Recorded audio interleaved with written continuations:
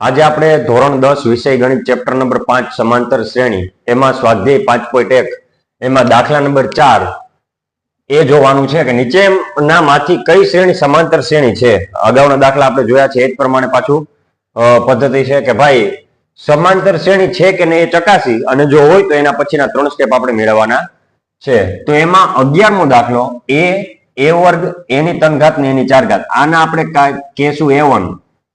આને a2 આને a3 અને આને a4। તો સૌ પ્રથમ તો આપણે સામાન્ય તફાવત d એટલે કે a2 a1 ની વાત કરીએ। a2 a1 a2 કેટલા છે તો કે a નો વર્ગ માઇનસ a1 કેટલા છે તો કે a। હવે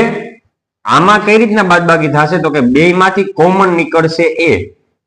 હવે અહીં a જે છે એ બે વખત હતા એમાંથી એક વખત નીકળી જાય તો એક વખત વધશે માઇનસ ના માઇનસ અહીં a આખા નીકળી ગયા તો જવાબ વધશે 1। જો ક્યાંક અલગ પ્રકારનો સામાન્ય તફાવત આપણને મળ્યો। હવે તેવી જ રીતે સામાન્ય તફાવત d ની વાત કરીએ તો હવે આવશે a3 a2 a3 a2। હવે a3 એટલે કોણ છે તો કે a નો ઘન માઇનસ a2 કોણ છે a2 તો કે a નો વર્ગ। તો જો અહીંયા a ઘન ઓછા a વર્ગ એટલે બેયમાં a વર્ગ છે શું છે a નો વર્ગ। હવે a 3 વખત હતા એમાંથી બે વખત નીકળી જાય તો કેટલી વખત વધે એક વખત એટલે a ઓછા a ની 2 ઘાત આખી કોમન નીકળી ગઈ સામાન્ય નીકળી ગઈ તો કઈ ન વધે શું વધશે 1। એટલે કે હવે સામાન્ય તફાવત આપણને શું મળ્યો તો કે a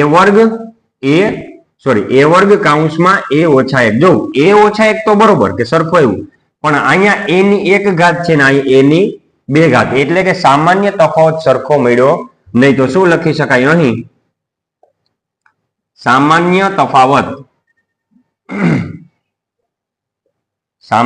તફાવત d સમાન ન હોવાથી આપેલી શ્રેણી સમાંતર શ્રેણી નથી। આપેલી શ્રેણી સમાંતર શ્રેણી નથી શા માટે તો કે સામાન્ય તફાવત d અલગ અલગ મળ્યો એ માટે। હવે આવે છે દાખલા નંબર 12। તો જો દાખલા નંબર 12 જે છે ખૂબ જ સરસ મજાનો દાખલો છે। વર્ગમૂળ 2 વર્ગમૂળ 8 વર્ગમૂળ 18 વર્ગમૂળ 32 આગળ જાતા શ્રેણી આગળ વધે છે। હવે આમાં ડાયરેક્ટ આપણે જોઈને ખબર પડશે નહીં તો હવે શું કરવું તો જો સૌ પ્રથમ તો વર્ગમૂળ 2 જે છે એ એમને રહેશે। વર્ગમૂળ 8 છે વર્ગમૂળ 8 એના આપણે ભાગ પાડીએ અને એવા ભાગ પાડવાના કે જેથી કરીને કોઈક એકનું જે છે વર્ગમૂળ નીકળતું હોય। તો 8 ના આપણે ભાગ પાડશું 4 2 8 તો 4 નું વર્ગમૂળ શું આવે 2 અને 2 નું વર્ગમૂળ નીકળશે ને એટલે એમને રહેશે। ખ્યાલ પડ્યો શું આપણે ભાગ પાડ્યા 8 ના 4 2 8 4 નું વર્ગમૂળ 2 એમને વર્ગમૂળમાં રાખવાના। હવે આવશે વર્ગમૂળ 18 વર્ગમૂળ 18 ના જો 6 3 18 ભાગ પડે 6 3 પડે 6 કે 3 બે માંથી કોઈનું વર્ગમૂળ નીકળતું નથી એટલે આપણે ભાગ પાડશું 9 2 18 શું પાડશું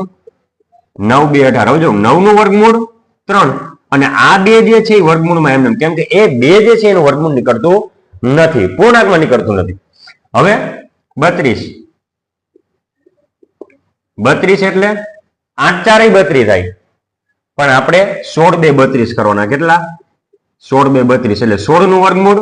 4 અને આ બે જે છે એ વર્ગમૂળમાં એમને એમ એટલે કે વર્ગમૂળ 2 એમને એમ જો પાછી આપણે જે છે એ શ્રેણી લખીએ તો વર્ગમૂળ 2 પછી વર્ગમૂળ 8 ની જગ્યાએ શું લખવાનું તો કે 2 વર્ગમૂળ 2 વર્ગમૂળ 18 ની જગ્યાએ શું લખવાનું તો કે 3 વર્ગમૂળ 2 વર્ગમૂળ 32 ની જગ્યાએ શું લખવાનું તો કે 4 વર્ગમૂળ 2 આપણે નવી શ્રેણી બનાવી જો આમાંથી વર્ગમૂળ 2 એમને વર્ગમૂળ 8 ના બદલે 2 વર્ગમૂળ 2 વર્ગમૂળ 18 ના બદલે 3 વર્ગમૂળ 2 વર્ગમૂળ 32 ના બદલે 4 વર્ગમૂળ 2। હવે આપણે આ જે વસ્તુ છે ને એને ધ્યાનમાં રાખીને દાખલો ગણવાનો। તેથી સામાન્ય તફાવત કે જેને આપણે d કહીએ છીએ શું થાય a2 a1 ચાલો a2 કોણ છે 2 વર્ગમૂળ 2 માઇનસ a1 કેટલો છે વર્ગમૂળ 2 એટલે 2 વર્ગમૂળ 2 માંથી એક વખત વર્ગમૂળ 2 જાય તો જવાબ શું આવશે વર્ગમૂળ 2 એટલે સામાન્ય તફાવત શું આવ્યો વર્ગમૂળ 2। તેવી જ રીતે સામાન્ય તફાવત ડી બરાબર હવે આવશે a3 માઇનસ a2 ચાલો a3 એટલે ત્રીજું પદ કોણ છે 3 વર્ગમૂળ 2 માઇનસ a2 બીજું પદ કોણ છે 2 વર્ગમૂળ 2 ચાલો 3 માંથી 2 જાય તો 1 વખત વર્ગમૂળ 2 ફરી પાછું વર્ગમૂળ 2 આવ્યું પાછું સામાન્ય તફાવત મેળવી લઈએ ચોથા પદમાંથી ત્રીજું પદ બાદ કરો એટલે કે ડી બરાબર a4 માઇનસ a3 a4 કેટલો છે 4 વર્ગમૂળ 2 માઇનસ a3 કેટલો છે 3 વર્ગમૂળ 2 તેથી સામાન્ય તફાવત ડી બરાબર 4 માંથી 3 જાય તો 1 વખત વર્ગમૂળ 2 એટલે સામાન્ય તફાવત જો બધાયના સરખા આવ્યા અહીં લખાય કે અહીં સામાન્ય તફાવત ડી સમાન હોવાથી આપેલી શ્રેણી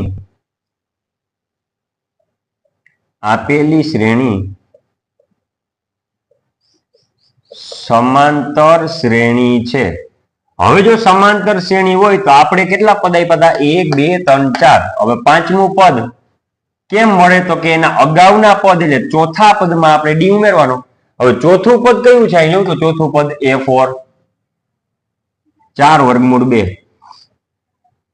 વત્તા ડી એટલે કે વર્ગમૂળ 2 એટલે કે 4 માં 1 ઉમેરીએ તો 5 સાથે વર્ગમૂળ 2 એટલે કે પાંચમું પદ મળશે 5 વર્ગમૂળ 2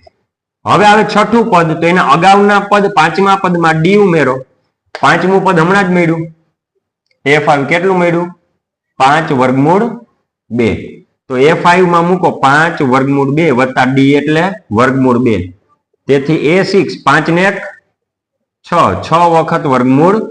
2 એટલે a6 કેટલો મળ્યો તો કે 6 વખત વર્ગમૂળ 2 આ પાંચમું પદ છઠ્ઠું પદ અને હવે વાત આવશે a7 ત્રીજું પદ a7 સાતમું પદ એના અગાઉના પદ a6 માં કેટલા ઉમેરવાના ડી a6 એટલે કેટલા હતા 6 વર્ગમૂળ 2